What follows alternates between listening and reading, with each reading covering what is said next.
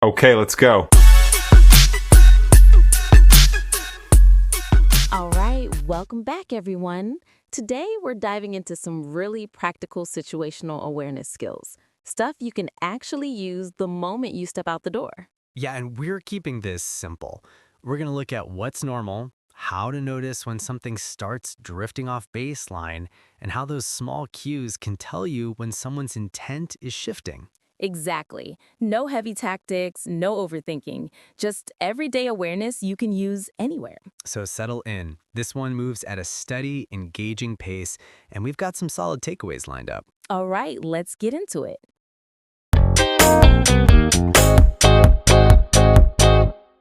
You know, when we think about safety, we often think it's all about having the fastest reflexes. But what if that's all wrong? What if true safety isn't about how you react, but about seeing a problem coming long before you ever have to react at all? It's about prevention. And that is a skill we are going to break down right now.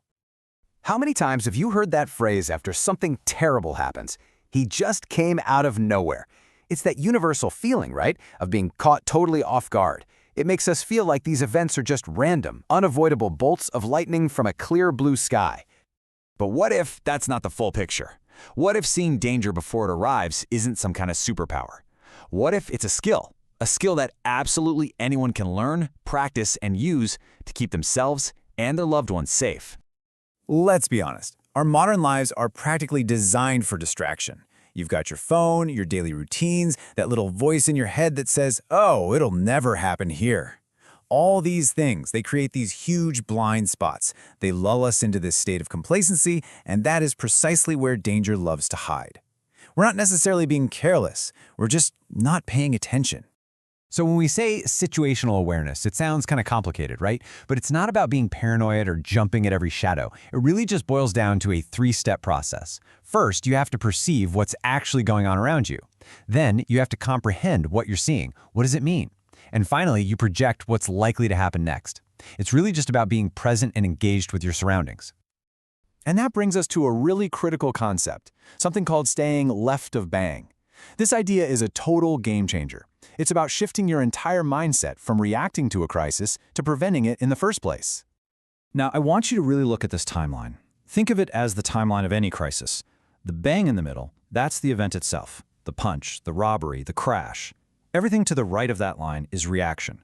You're behind, you're playing catch-up, and your options are getting smaller by the second. But everything to the left of bang, that's where the magic is. That's the zone of prevention. That's where you have control, where you can see the warning signs and make a simple choice to avoid the bang altogether. Okay, so that all sounds good in theory, right? But how do we actually stay left of bang? Well, you're going to need a mental toolkit. So let's look at two incredibly useful models you can start putting into practice today. First up, we've got Cooper's color codes. Now, condition white, that's when you're totally oblivious. Head down, scrolling on your phone, completely lost in your own world. That's the most dangerous place to be. The goal is to live in condition yellow. This isn't paranoia, it's just a state of relaxed alertness. You're simply aware of who and what is around you. Now, condition orange is when something specific gets your attention, a potential problem. And condition red means it's go time, you have to act.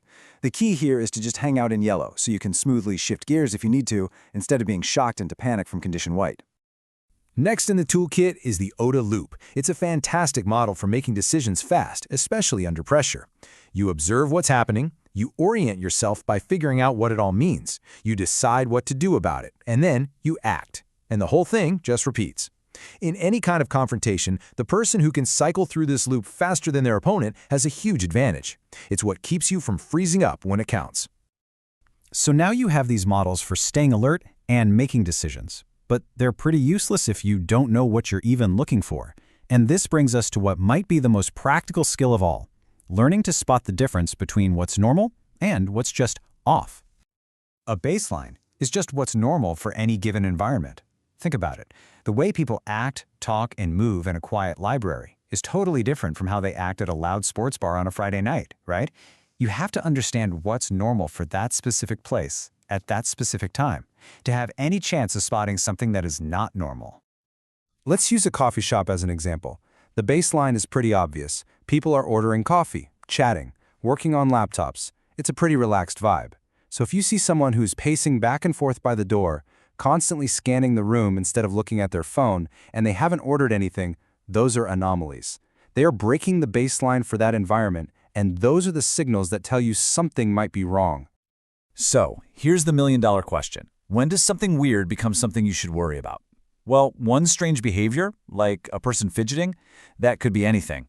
Maybe they're just nervous about a job interview. But when you see a cluster of these odd behaviors, the odds change in a big way. A really good rule of thumb is 3. When you spot a combination of 3 unusual things, like that person in the coffee shop who is fidgeting and scanning the room and wearing a heavy coat on a hot day, that is your signal. That is your trigger to stop just observing and to start deciding what you're going to do. Okay, let's pull all of this together. We've talked about mindsets and models and baselines. Now let's build it all into one clear, simple framework that you can take with you and use every single day. This 6-step model is basically your roadmap. It all starts with preparedness, just knowing your exits, having a simple plan. Next is observation, which is just living in that relaxed condition yellow. Then comes comprehension, which is where you spot those anomalies by comparing what you see to the baseline. After that is projection, asking yourself, okay, what could happen next? Number 5 is decision-making, where you fire up that OODA loop to pick a plan. And finally, action, putting your decision into motion without hesitating. And why does all this matter so much? Because the hard truth is, even when law enforcement is incredibly fast and gets there in minutes, a crisis is often over in seconds. The tragic reality is that help is often just too far away to stop the initial event. Relying on someone else to get there in time, well, that's not a strategy. As the saying goes, hope is not a plan. Personal awareness is. So in the end, it all comes down to this. The signs, the pre-incident indicators that something bad is about to happen are almost always there if you're willing to look. They are rarely invisible. So the real question isn't whether the signs exist. The real question is, will you see them?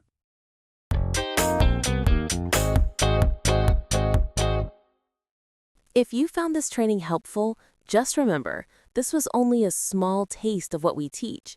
If your agency, company, or business team wants a more structured, hands-on session, we'd love to talk with you.